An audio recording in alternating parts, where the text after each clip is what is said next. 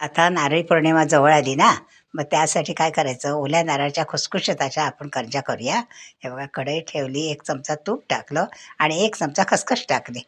खसखस परतल्यानंतर त्यामध्ये 2 वाटी ओल्या नारळाचा खीस टाकायचा आणि 1 वाटी गूळ टाकायचा खिसलेला आणि चांगलं एक 4-5 मिनटं परतून घ्यायचं आहे. बघा, आपलं सारण चांगलं परतून झालेलं आहे. आता वरून जायफळ खिसून घालायचं आणि पुन्हा सगळं मिक्स करून घ्यायचं आणि गॅस बंद करायचा. वारीसाठी आपण पीठ मळूया.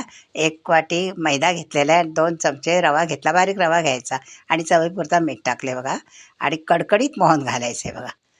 आता मोहन छान मिक्स करून हे बघा सारखं मिक्स करायचं आणि पाण्याने घट्टसर गोळा मळून घ्यायचा हां आणि एक 10 मिनटं झाकून ठेवायचं आपण. आता 10 मिनटं झाली. आता एक गोळी घ्यायची, हे बघा तुम्हाला दाखवते हां, आणि पारीसारखी लाटून घ्यायची पुरीसारखी बघा. छान लाटून झालेले आहे. आता भरपूर सारण भरायचं आणि बंद करून घ्यायचं हां. तर सारण भरलं म्हणजे खायला मजा येते ना. आणि हे बघा, ही अशी सारखी अशी दाबून घ्यायचं हां, हे बघा. आता करंजी ना बाजूने कापून घ्यायची चिरणीने. हे बघा दाखवतो तुम्हाला किती मस्तपैकी करंजी झाली तयार. अशा सगळ्या करंज्या आम्ही कापून घेतलेल्या आहेत. आता इकडे तेल तापलेलं आहे. कडकडीत तेल तापवायचं आणि मंद आचेवर तळून घ्यायचं. गॅस बारीक ठेवायचा, मोठा करायचा नाही. मस्तपैकी बदामी कलर येईपर्यंत करंज्या आपण तळून घेऊया. पण ह्या नारळी पौर्णिमेला आजीबाईच्या आवडीच्या ओल्या नारळाच्या करंज्या नक्की करा हं.